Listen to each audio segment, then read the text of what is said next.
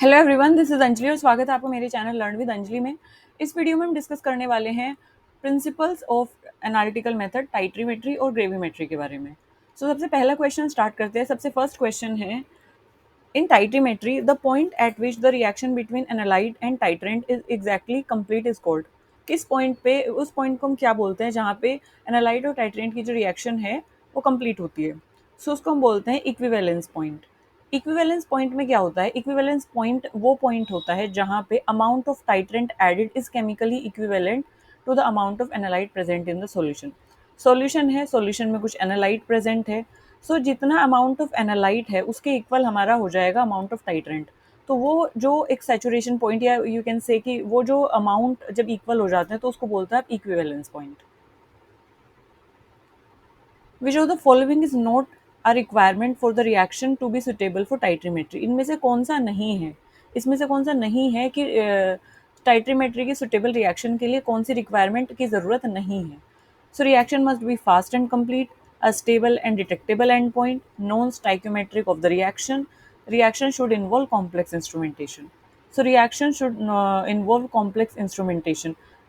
इसका एक तरीके से ज़रूरी नहीं है होना। टाइट्रीमेट्री में क्या होता है, हमें titrimetry requires sample apparatus and reaction, not complex instrumentation. तो टाइट्रीमेट्री में हमें मेनली जो काम होता है, जो खेल होता है, वो सारा होता है रिएक्शन का, यानी कि केमिकल्स का एक तरीके से पूरा वहाँ पे हमें ज़रूरत होती है।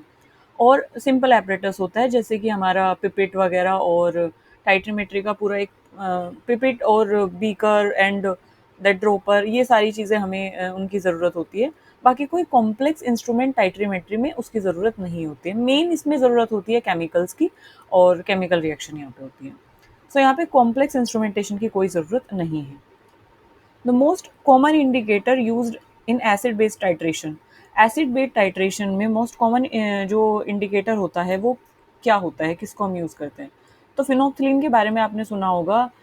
If I am not wrong, आपने 10th क्लास में भी इसके बारे में पढ़ा होगा। This is a kind of, you can say, universal indicator, and also this is a kind of man made, या यू कैन से कि लेबोरेटरी में जो प्रिपेयर किया गया है, सिंथेटिक इंडिकेटर भी हम इसको बोलते हैं। तो फिनोक्थिलीन जो है एक कलरलेस एक इंडिकेटर है जो कि एसिडिक सॉल्यूशन में हमें कलरलेस इंडिकेट करता है। एसिडिक अगर सॉल्यूशन उसके कांटेक्ट में आएगा तो वो कलरलेस ही होगा, और अगर बेसिक सॉल्यूशन उसके कांटेक्ट में आएगा, अगर बेसिक सॉल्यूशन से हम उसे ट्रीट करेंगे तो फिनोक्थिलीन जो है पिंक कलर एक तरीके से इंडिकेट करेगा, जिससे हमें ये पता चल जाता है कि जो सॉल्यूशन उसके कांटेक्ट में आया है वो बेसिक है। सो बेसिकली इंडिकेटर क्या करते हैं अपना, कुछ इंडिकेटर क्या करते हैं, स्मेल चेंज करके बताते हैं कि एसिड है कि बेस है कोई भी सब्सटेंस। कुछ इंडिकेटर कलर चेंज करके बताते हैं। तो फिनोफ्थिलीन जो है वो कलर बेस्ड इंडिकेटर है। Phenolphthalein is basically a dye kind of indicator जो कलर पे बेस है, जो कि कलर चेंज करके हमें इंडिकेट करता है कि कोई भी जो सब्सटेंस है जो उसके कांटेक्ट में आया है, जिसके साथ हमने उसे रिएक्ट किया है, वो एसिड है कि वो बेस है। And this make it ideal for acid based titration. तो इसके कलर चेंजिंग की वजह से, क्योंकि वहाँ पे हमें स्मेल नहीं करना है, उसे टेस्ट नहीं करना है, तो कहीं ना कहीं इस कॉन्टैक्ट से हम दूर हैं, तो हम देख के उसे पता लगा सकते हैं। कलरलेस है तो एसिडिक होगा, और अगर पिंक है तो वो बेसिक सॉल्यूशन होगा। सो एसिड बेस्ड टाइट्रेशन जब हम करते हैं तो फिनोप्थिलीन वहाँ के लिए सुटेबल इंडिकेटर माना जाता है। ग्रेविमेट्रिक एनालिसिस में the analyte is converted into, जो एनालाइट होता है उसको हम कन्वर्ट करते हैं, किस में कन्वर्ट करते हैं? सो एनालाइट को हम कन्वर्ट करते हैं स्पार्जली सोल्यूबल प्रेसिपिटेट में। सो होता क्या है यहाँ पे, that in gravimetric analysis analyte is converted into a precipitate. Analyte is converted into precipitate of known composition which is filtered, which is dried and then weighed। तो क्या करते हैं, एनालाइट को कन्वर्ट किया जाता है प्रेसिपिटेट में, एंड देन उसको फिल्टर करके हम उसको सुखा के उसको उसके बाद उसका वे करते हैं। तो सबसे पहले हम यहाँ पे एक टर्म जान लेते हैं, एनालाइट। एनालाइट का मतलब क्या होता है? एनालाइट मतलब होता है कोई भी सब्सटेंस या वो chemical that you want to detect. आप अगर मान लीजिए आप ग्रेविमेट्रिक एनालिसिस कर रहे हैं, तो कोई एक केमिकल है जिसको आप जानना चाहते हैं कि इस पर्टिकुलर सब्सटेंस के अंदर कौन सा केमिकल प्रेजेंट है, या क्या केमिकल को हम डिटेक्ट करना चाहते हैं वहाँ पे। जिसको हम डिटेक्ट करना चाहते हैं, जिसको आइडेंटिफाई करना चाहते हैं, या जिसको हम मेजर करना चाहते हैं इस एक्सपेरिमेंट से, ग्रेविमेट्रिक एनालिसिस से, तो उसी सब्सटेंस को या उसी केमिकल को आप बोलते हो एनालाइट। ठीक है। सो ग्रेविमेट्रिक एनालिसिस में सबसे पहले हम प्रिसिपिटेट करते हैं उसको, देन उसको फ़िल्टर करते हैं, ड्राई करते हैं और उसको वे करते हैं। जब हम उसे वे कर लेते हैं तो हम उसे पता चल जाता है वे करने पे कि कितने mg, कितने ग्राम या कितने मिलीग्राम वो जो आपका केमिकल है वो प्रेज़ेंट है किसी भी सैंपल में। What how you can learn this, you can learn it like this, इसका नाम है एनालाइट।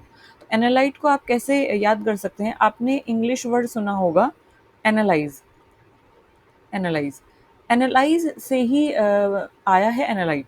तो एनालाइज का मतलब होता है something you want to know. जब आप किसी चीज़ को जानना चाहते हैं, किसी चीज़ को परखते हैं, देखते हैं, एनालाइज करते हैं, तो उसको आप बोलते हो एनालाइज। तो वहीं से आया है एनालाइट। तो एनालाइट इज दैट थिंग जिसको हम डिटेक्ट करना चाहते हैं, आइडेंटिफाई करना चाहते हैं, मेजर करना चाहते हैं। अगर हम इसको एग्जाम्पल के तौर पे देखें, अगर मैं इसका एक एग्जाम्पल दूं, suppose you want to test glucose in blood level. Blood है तो ब्लड में आपको ग्लूकोज टेस्ट करना है। देन जो वहाँ पे ग्लूकोज है वो एनालाइट है, because this is the thing you want to detect, this is the thing you want to identify, you want to measure in blood. ठीक है, तो ब्लड में अगर आप ग्लूकोज को मेजर करना चाहते हैं तो वो एनालाइट हो जाएगा, because you want to analyse this thing, है ना। एग्जाम्पल जो था हमारा ब्लड।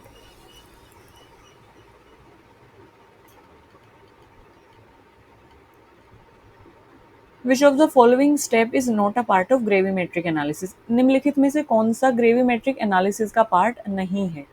तो titration with a standard solution, ये इसका पार्ट नहीं है। ग्रेविमेट्रिक एनालिसिस में टाइट्रेशन का कोई रोल नहीं है, टाइट्रेशन कोई रोल प्ले नहीं करता है। तो टाइट्रेशन विद स्टैंडर्ड सॉल्यूशन ये कहीं पे रोल प्ले नहीं करता है, क्योंकि ग्रेविमेट्रिक एनालिसिस एक अलग एक्सपेरिमेंट है और टाइट्रीमेट्री एक अलग एक्सपेरिमेंट हो जाता है। तो gravimetric does not involve titration. तो ग्रेविमेट्री में टाइट्रेशन का कोई काम नहीं है। It relies on mass measurement of precipitate. तो जो भी हम एनालाइज करना चाहते हैं सैंपल में, हम सब्सटेंस या केमिकल जो भी डिटेक्ट करना चाहते हैं, हम उसका जो मास है उसको वे करते हैं। मास जो है वो मिलीग्राम में हो सकता है, मास जो है वो ग्राम में भी हो सकता है। ठीक है, so these are the unit to measure mass. तो मास हम उसका प्रेसिपिटेट करके उसको हम वे करते हैं। तो ग्रेविमेट्रिक जो है वो मास पे डिपेंड है।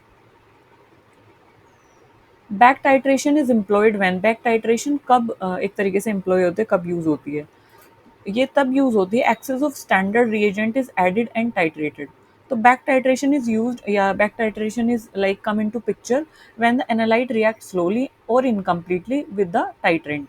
सो यहाँ पे क्या होता है कि अब एक और यहाँ पे टर्म आ जाती है टाइट्रेंट। तो टाइट्रेंट क्या होता है, सबसे पहले ये जान लेते हैं। There is the term, this is the term.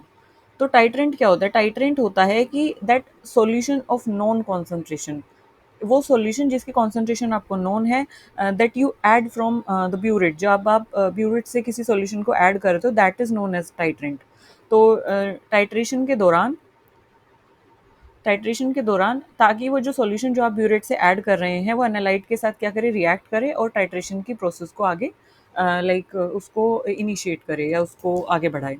तो टाइट्रेंट इज दैट सॉल्यूशन जिसकी कॉन्सेंट्रेशन नोन होती है, जिसको आप विलिंगनेसली ऐड करते हैं। किससे ऐड करते हैं, ब्यूरेट से ऐड करते हैं टाइट्रेशन की प्रोसेस के दौरान। Back titration is used, back titration कब यूज होती है, लाइट जो है वो स्लोली रिएक्ट करता है, इनकम्प्लीटली रिएक्ट करता है टाइट्रेंट के साथ।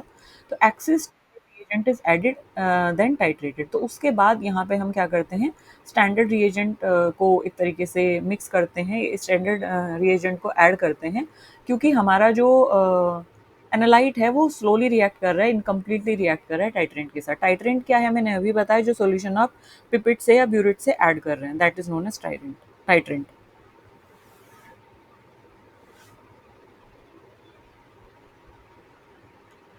The percentage purity of a sample can be determined using titrimetry by calculating.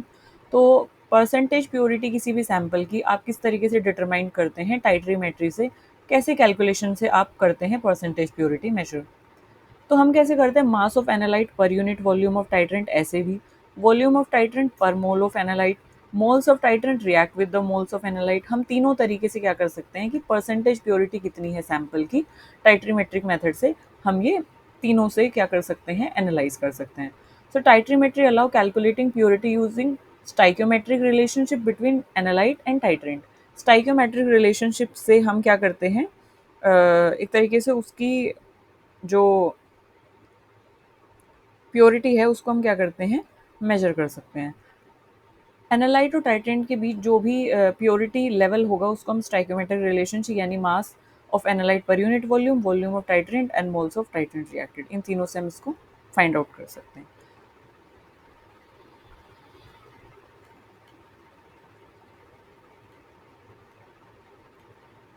Gravimetric method जो है for chloride determination involve precipitation of chloride as. तो ग्रेविमेट्रिक मेथड में क्लोराइड डिटर्मिनेशन के लिए it involve precipitation of chloride किसकी form में, so it involve precipitation of chloride as silver chloride, AgCl। Ag is the symbol that is used for silver, silver के लिए हम Ag use करते हैं और क्लोराइड के लिए हम Cl यूज करते हैं, तो इसलिए आया यहाँ पे सिल्वर क्लोराइड।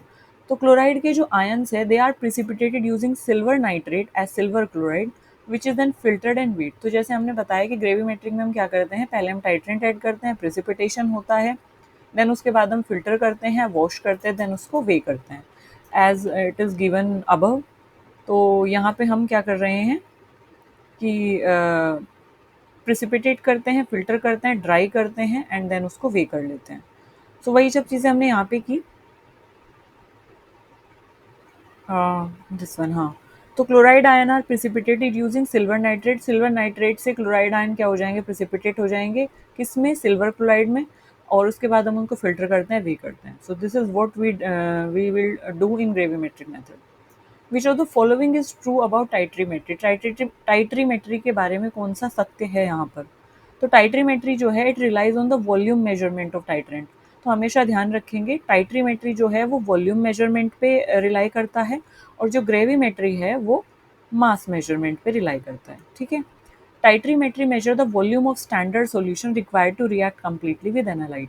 तो हम क्या करते हैं, ब्यूरिट से टाइट्रेंट ऐड करते हैं और टाइट्रेंट जो है कितना टाइट्रेंट रिएक्ट हुआ है एनालाइट से। एनालाइट इज वोट जो हमारे सैंपल में प्रेजेंट है which we want to know, जिसको हम जानना चाहते हैं, जिसकी कॉन्सेंट्रेशन हम जानना चाहते हैं, जो एक तरीके से जिसको हम एनालाइज करते हैं, दैट केमिकल या दैट सब्सटेंस जिसको हम डिटेक्ट करना चाहते हैं, आइडेंटिफाई करना चाहते हैं, मेजर करना चाहते हैं, उसको एनालाइट बोला गया है। सो हम क्या कर रहे हैं कि हम कितना वॉल्यूम स्टैंडर्ड सॉल्यूशन का रिक्वायर हुआ है कि जो एनालाइट है वो कम्प्लीटली रिएक्ट कर जाए किससे, टाइट्रेंट से। तो it relies on the volume measurement of titrant. तो हम ये देखते हैं कि कितना वॉल्यूम हमारा कंज्यूम हुआ है कि एनालाइट ने कलर, जो सॉल्यूशन है उसका कलर चेंज हो गया और एनालाइट रिएक्ट हो गया। एनालाइट रिएक्ट होगा तो ही कलर चेंज होगा एक तरीके से, तो वॉल्यूम पे बेसिकली ये रिलाई कर रहा है। In gravimetric analysis ignition of the precipitate is done to. Ignition of precipitate वो कब होता है, कैसे होता है ग्रेविमेट्रिक एनालिसिस में, किस तरीके से। When we remove water and volatile impurities, जब हम वाटर और वॉलेटाइल इम्प्योरिटीज को रिमूव कर देते हैं तो ignition ensure that precipitate is in pure stable form for accurate weighing. तो इग्निशन ये इंश्योर करता है कि जो प्रेसिपिटेट है वो that is in pure, that is in stable state में वो है, ताकि एक्यूरेट वेइंग की जाए। सो इसको इंश्योर करने के लिए हम ये करते हैं। तो इन ग्रेविमेट्रिक एनालिसिस से क्वेश्चन पूछा गया है, ignition of precipitate is done to. तो इग्निशन ऑफ प्रेसिपिटेट किया जाता है जब हम वाटर हटा देंगे, volatile volatile impure, basically ignition जो किया जाता है प्रेसिपिटेट का वो वाटर को रिमूव करने के लिए, वॉलेटाइल इम्प्योरिटीज़ को रिमूव करने के लिए किया जाता है। इग्निशन क्या होता है, इग्निशन इज समथिंग, किसी चीज़ को बर्न करना। जब हम किसी चीज़ को बर्न करते हैं तो जिस जो भी उसमें वाटर वेपर होता है, वाटर होता है, वो वाटर वेपर की फॉर्म में वो क्या हो जाता है, रिलीज हो जाता है वहाँ से, या यू कैन से कि वाटर वेपर की फॉर्म में वो उड़ जाता है कहीं ना कहीं। वॉलेटाइल जो भी इम्प्योरिटीज़ होंगी जो रूम टेम्परेचर पे वेपर में कन्वर्ट हो जाती हैं, वो भी ज़रा सा टेम्परेचर देने पे वो भी वॉलेटाइल इम्प्योरिटीज़ भी चली जाएंगी। तो बेसिकली इसलिए इग्निशन किया जाता है प्रेसिपिटेट का, ताकि उसमें से जो वाटर है वो रिमूव किया जा सके और वॉलेटाइल इम्प्योरिटीज़ को रिमूव किया जा सके, ताकि हम क्या कर सकें, precipitate is in the pure stable form to, ताकि हमें क्या मिले, एक स्टेबल फॉर्म में और प्योर फॉर्म में हमें प्रेसिपिटेट मिल जाए, ताकि हम क्या कर सकें, उसकी एक्यूरेट वेइंग कर सकें। मतलब जब हमने इग्निशन कर दिया तो उसमें से जो भी वॉलेटाइल इम्प्योरिटीज़ थी, जो भी उसमें से वाटर था वो रिलीज़ हो गया, तो अब उसमें एक्सेस वेट नहीं आएगा वाटर का, मतलब उसमें ऐड नहीं होगा वाटर का वेट, क्योंकि वाटर वॉलेटाइल इम्प्योरिटीज़ चली गई हैं। तो हमारे पास फिलहाल प्योर फॉर्म में जो एनालाइट है, सॉरी प्योर फॉर्म में जो हमारे पास, हाँ जो हमारे पास एनालाइट है वो प्योर फॉर्म में है, हमारे पास प्योर फॉर्म में सैंपल का जो जो भी हम मेजर करना चाहते हैं वो हमारे पास है। So that is in stable form, that is in pure form, तो अब वो वैरी नहीं करेगा जब हम उसका वे करेंगे तो। So this is it in this video. इसमें हमने ग्रेविमेट्री और टाइट्रीमेट्री के बारे में कुछ क्वेश्चंस देखे, जिसके थ्रू हमने कुछ कॉन्सेप्ट जानने की कोशिश की। इसके अलावा मैं एक अलग से मैंने एक प्लेलिस्ट बनाई है जिसमें हम बात कर रहे हैं इंट्रोडक्शन या understanding to analytical technique. Analytical methods या कैरेक्टराइजेशन मेथड या एनालिटिकल टेक्निक्स, इनके बारे में हम उस वीडियो में वन बाय वन एक एक वीडियो के थ्रू हम सारी चीज़ों के बारे में डिस्कस करेंगे। उसमें हम एटॉमिक एब्जॉर्प्शन स्पेक्ट्रोस्कोपी से लेके FTIR, UV-VC स्पेक्ट्रोस्कोपी, AFM, इसके अलावा ग्रेविमेट्रिक, टाइट्रीमेट्री, बोम कैलोरीमेट्री, तो जो भी इम्पोर्टेंट इंस्ट्रूमेंटेशन है कैरेक्टराइजेशन के लिए, एनालिटिकल मेथड हैं, चाहे वो फिर माइक्रोस्कोपिक है या फिर वो स्पेक्ट्रोस्कोपिक है या फिर वो इलेक्ट्रोमेट्रिक है, तो इन सारी चीज़ों को हम डिटेल में देखेंगे। अलग से प्लेलिस्ट है, you can go and check on this channel. One by one उसके बारे में पढ़ेंगे तो ये कॉन्सेप्ट जो है वो आपको और भी क्लियर हो जाएंगे। Thank you for listening me so patiently. अगर आपकी कोई भी क्वेरी है, कोई भी सजेशन है, तो do let me know in the comment section. I will be more than happy to cater your query. तब तक के लिए हंसते रहिए, मुस्कुराते रहिए और खुश रहिए। Thank you for listening me so patiently. Bye bye.